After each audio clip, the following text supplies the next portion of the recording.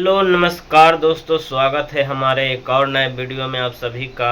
तो दोस्तों, आज के वीडियो में बहुत ही जानकारी वाली बात आप सबको बताने वाले हैं। जितने भी हमारे ग्रुप डी के स्टाफ हैं, चाहे रेलवे कर्मचारी किसी भी पोस्ट पर हैं, उनके लिए बहुत ही जानकारी वाली वीडियो होने वाली है। ठीक है, तो जो भी भाई हमारे इस वीडियो को पहली बार देख रहे हैं और चैनल पर पहली बार विजिट किए हैं, तो कृपया करके चैनल को लाइक सब्सक्राइब ज़रूर से ज़रूर कर दीजिएगा और वीडियो को भी। ठीक है, तो दोस्तों, इधर हमेशा रेलवे में ग्रुप डी हो गया, चाहे ग्रुप डी से अलग किसी कोई सा भी पोस्ट हो गया, हमेशा इसमें ज्वाइनिंग होता रहता है। और बहुत सारे भाई को अभी तक नहीं पता है आरएसपी का मतलब ही नहीं जानते हैं। एक भाई का कमेंट था कि आरएसपी क्या होता है, रेलवे सैलरी पैकेज। ठीक है, तो रेलवे सैलरी पैकेज क्या होता है, इसके बारे में थोड़ा बताइए, और ये सभी लोग क्यों करवा रहे हैं।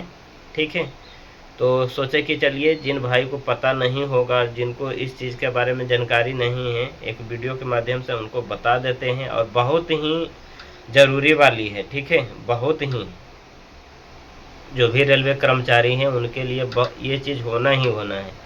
अगर नहीं ये चीज़ करवाते हैं तो आगे जाके आपको पछताना पड़ेगा। ठीक है, तो ये दोस्तों बैंक से जुड़ा हुआ है। ठीक है, और जो भी रेलवे कर्मचारी है, चाहे सेंट्रल कर्मचारी कोई सा भी है, उनके लिए ये चीज़ करवाना बहुत ही ज़रूरी है। ठीक है, नहीं करवाते हैं तो आगे जाके उनके फैमिली के साथ बहुत ही गलत होने वाला है और बहुत चीज़ का नुकसान हो सकता है। ठीक है, तो चलिए इसके बारे में आप सबको बताते हैं।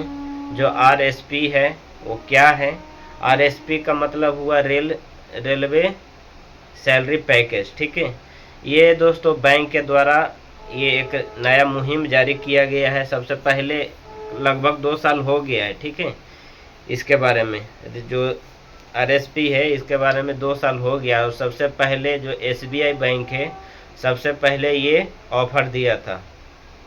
जितना भी एसबीआई का कस्टमर है, रेलवे से लेके कोई रेलवे, सिर्फ रेलवे और सेंट्रल गवर्नमेंट के जितने भी कर्मचारी हैं उनको ये चीज़ दिया जा रहा है। बाकी अदर जो जिनका नौकरी नहीं है रेलवे में, चाहे सेंट्रल गवर्नमेंट में जिनका नौकरी नहीं है, उनको ये फ़ायदा नहीं मिलेगा।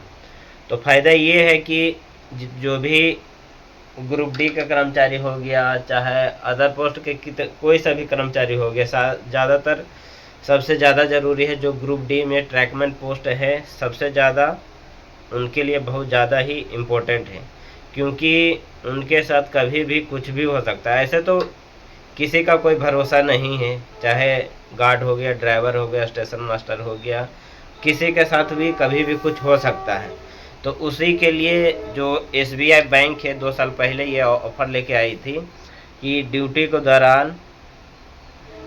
दौरान चाहे ऑन ड्यूटी किसी भी प्रकार का एक्सीडेंट होता है कर्मचारी के साथ, अगर वो एक्सपायर हो जाता है तो सैलरी के आधार पर जितना उसका सैलरी है, जैसे 25 से 50 के बीच में है तो गोल्डन सिल्वर, और इसी तरह से वो बैंक वाला रखा है सिल्वर गोल्डन, इस तरह से जिसका जैसे 25 से 50 है तो सिल्वर में रखा गया है, 50 से 1 लाख में है तो गोल्डन में रखा गया है, और इस तरह से रखा गया है। ठीक है, और अब 2 साल पहले तो एसबीआई किया था, लेकिन अब जितना भी बैंक है, पंजाब नेशनल हो गया, एसबीआई हो गया, बड़ौदा हो गया, जितना भी बैंक है, इंडियन बैंक हो गया, सभी ये पैकेज चालू कर दिया। जितना भी बैंक है सभी ये पैकेज चालू कर दिया गया है, बशर्ते कि जो रेलवे कर्मचारी है किसी भी बैंक में उसका अकाउंट, सेविंग अकाउंट होना चाहिए। ठीक है,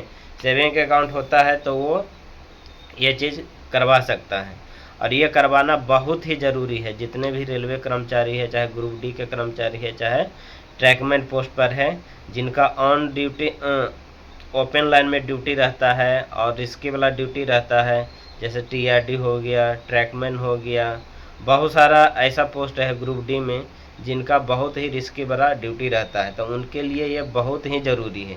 कभी भी उनके साथ कुछ भी हो सकता है ऑन ड्यूटी। ठीक है, तो अगर ऐसा है, कोई तो मनाता नहीं है कि ऐसा किसी के साथ हो, बाई चांस अगर ऐसा हो जाता है तो बैंक के द्वारा उनको 1 करोड़ का इंश्योरेंस दिया जाता है।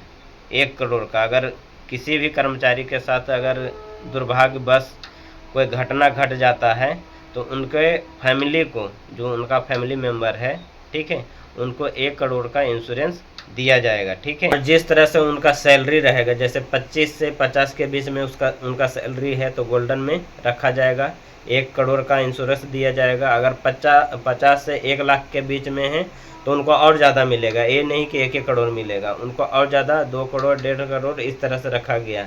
और 1 लाख से 1.5 लाख के बीच में है तो उनको और ज़्यादा मिलेगा। तो ये पेमेंट के हिसाब से रखा गया है बैंक के द्वारा। ठीक है।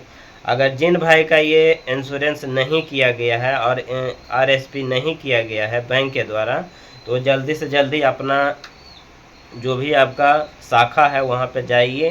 किसी भी बैंक में आपका अकाउंट है, सेविंग अकाउंट है, तो वहाँ जाके ये चीज़ करवा लीजिए। एक आपका आधार कार्ड लगेगा, पैन कार्ड लगेगा और आपका फ़ोटो लगेगा। ठीक है। और वहाँ जाके अपना जो भी क्लर्क है उससे बात करिए।